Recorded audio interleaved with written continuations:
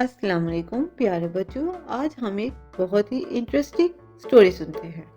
Shahzad school سے گھر آیا تو بہت تھکا ہوا تھا، اسی لیے گھر آتے ہی فریش ہونے کے بعد نماز پڑھی اور کھانا کھاتے ہی سو گیا۔ جب اٹھا تو عصر کی اذان ہو رہی تھی۔ شہزاد نے نماز عصر باجمعیت ادا کی اور اسکول بیگ کھول کر بیٹھ گیا، لیکن اسکول بیگ کھولتے ہی اس کے چہرے پر پریشانی کے تاثرات نمودار ہو گئے، کیونکہ اسے انگلش کی کتاب نہیں مل رہی تھی۔ شہزاد نے پورا بیگ خالی کر دیا، لیکن کتاب نہیں ملی۔ وہ اپنی جگہ سے اٹھا اور پھر ادھر ادھر تلاش کرنے لگا۔ ہی دیر میں آوازیں پر بیل بجی تو شہزاد نے دروازہ کھولا۔ شہزاد کے پاپا، جو میٹنگ کے سلسلے میں شہر سے باہر گئے ہوئے تھے، گھر میں داخل ہوتے۔ شہزاد نے پاپا سے اپنی پریشانی کا اظہار کرنا چاہا، لیکن پاپا کی تھکاوٹ کو دیکھتے ہوئے مناسب نہیں سمجھا۔ ماما نے پاپا کے لیے کھانا لگایا۔ پاپا نے کھانا شروع کیا، لیکن کھانا کھاتے ہوئے اچانک سے شہزاد کے پاپا رک گئے، اپنی جیب چیک کی اور پھر اٹھ کر باہر بھی گئے۔ ایسا لگ رہا تھا جیسے وہ کچھ ڈھونڈ رہے ہوں، لیکن ملا نہیں۔ شہزاد کے پاپا نے واپس آ کر کھانا مکمل کیا۔ شہزاد نے سب کچھ غور سے دیکھا، اس بات پر حیران تھا کہ اگر پاپا کی کوئی چیز گم ہوئی تو وہ تو بالکل پریشان نہیں ہوئے اور کچھ ملا بھی نہیں، پھر بھی اتنے مطمئن کیسے؟ چند گھنٹے گزر جانے کے بعد جب پاپا آرام کر چکے تھے تو شہزاد پاپا کے کمرے میں گیا۔ پاپا نے بھی شہزاد کو پیار سے اپنی گود میں بٹھا لیا اور کہا کہ شہزاد بیٹا، کیا آپ ٹھیک ہو؟ جی پاپا، شہزاد نے نہایت ادب سے جواب دیا۔ پاپا، کیا آپ کی کوئی چیز گم ہو گئی ہے؟ آپ کھانا کھانے کے دوران کچھ ڈھونڈ رہے تھے، شہزاد نے بہت تجسس بڑے لہجے میں پوچھا۔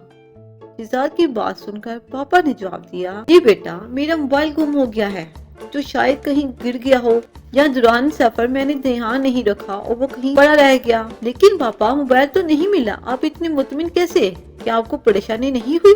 شہزاد نے پاپا کا جواب سن کر بے چینی اور تجسس سے پوچھا۔ شہزاد کی بات سن کر پاپا کے چہرے پر ہلکی سی مسکراہٹ آ گئی اور نہایت ہی اطمینان بڑے لہجے میں شہزاد کو سمجھانے لگے، دیکھو بیٹا، یہ سارا نظام کائنات اللہ تعالیٰ کے ہاتھ میں ہے۔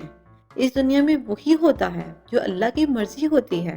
ہمارے نصیب میں جو کچھ لکھا ہے وہ ہمیں ضرور ملتا ہے، اور اگر کچھ ہمارے نصیب میں نہیں لکھا تو لاکھ کوشش کر لے لیکن ہمیں نہیں مل سکتا۔ اس لیے ہمیں چاہیے کہ ہم اللہ اور اس کے راستے پر چلیں، اللہ کی ذات پر کامل یقین رکھیں، اس کے ہر فیصلے کو قبول کریں، کبھی اس کے فیصلے پر ناراضگی اور ناخوشی کا اظہار نہ کریں۔